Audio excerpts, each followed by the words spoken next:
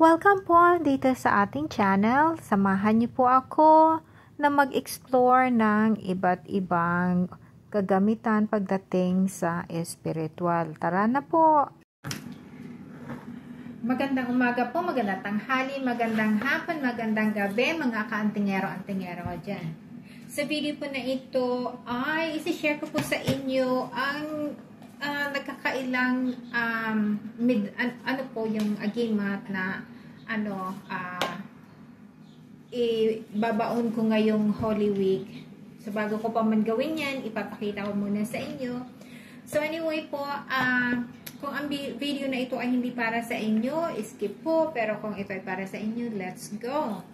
So, Holy Week na po, kaya ito, para naman tayo na maghanap ng mga agimat, anting-anting, at kung ano pa man ang mga pangangailangan natin. So, ito po,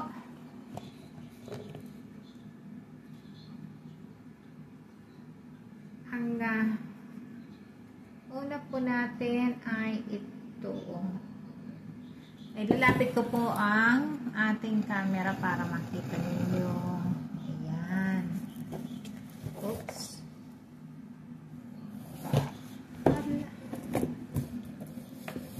Ala.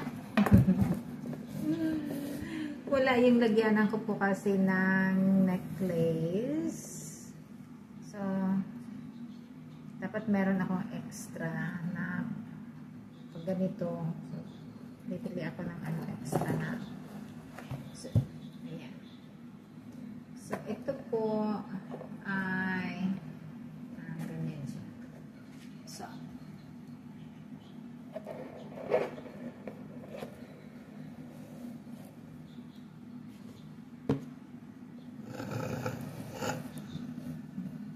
so makikita po ninyo na yan ang hitsura ng necklace po.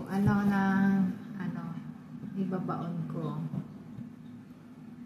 Ayan, at may itim siyang may itim. May blue siya na bato.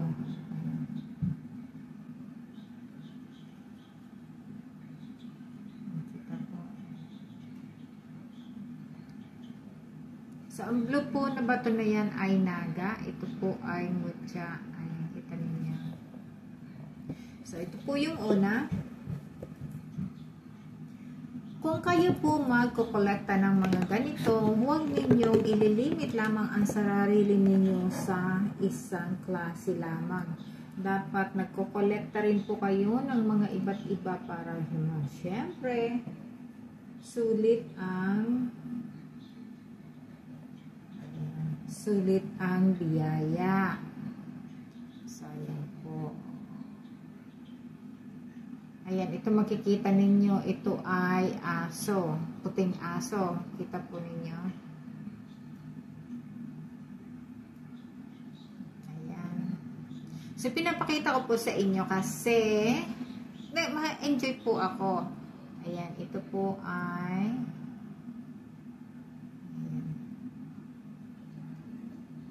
ang ano po na ito ay Rona Garnet. Ito, ayan. Ito po ay aso.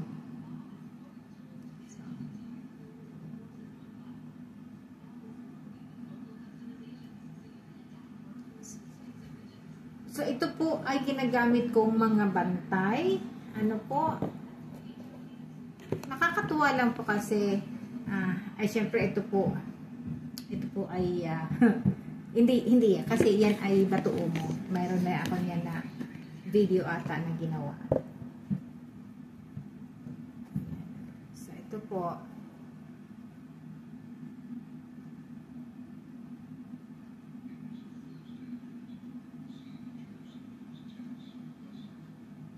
So, ito po ay bato na kusa. Ito ay kusang bato na mata. Ayan, kita po ninyo. Triangle siya. So, ito po ay nahulog ito sa kamay ko sa waterfalls po.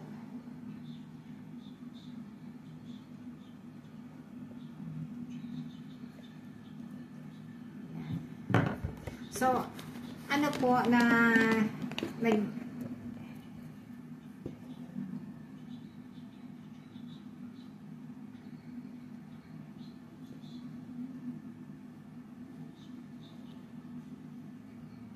ito po ay ginagamit ko pag suot ko ito ganyan.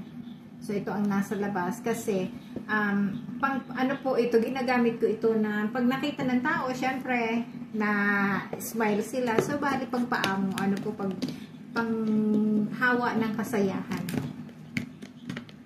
So, ay.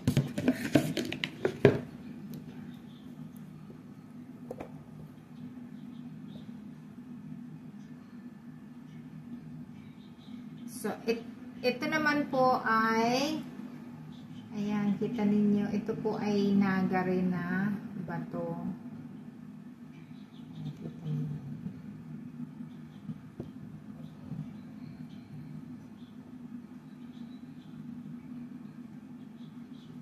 Pero ito pong ano, bato na ito ay yung tinatawag na liklay po. So, nasa loob po siya ng nababalot siya. So, para hindi mawala. Ayan. Ito naman. Ayan. Another ano po siya. Another liklay po siya na nakabalot. Ito po ay ibang klase. So, pero ito po ay mga bantay. So, ito yung mga nilalagay ko na bantay kapag nag-ano ako ng mga tinatago ko na.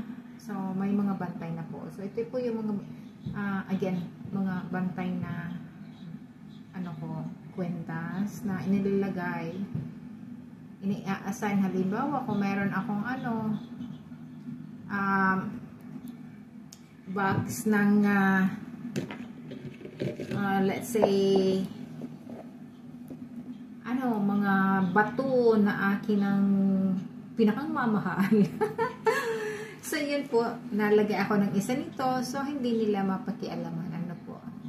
Ayan, kasi minsan hindi natin alam, may ano naman tayo, may mga bisita naman tayo sa bahay, di ba? May napasok, minsan may gustong magamit ng ano, bathroom, o kaya minsan na gustong pumunta ng ano, magtingin ng na mga display ko. So, yun po kasi sa mga kaibigan ko na napunta, pinapakita ko rin naman po sa kanila. So, sa ano po, ay, ito na ang pinakang huli. So, sa lahat po, alin po ang ano ang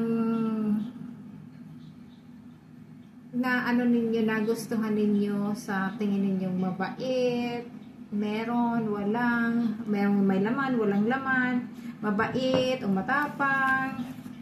Again po, ito, sabi ko nga po, itong aso ang, ito po ang anak ko. Ayan, ito ang ano, itong asong ito ang anak ko, paborito ko. So, ayan. Well, lahat po sila, pero ito ang na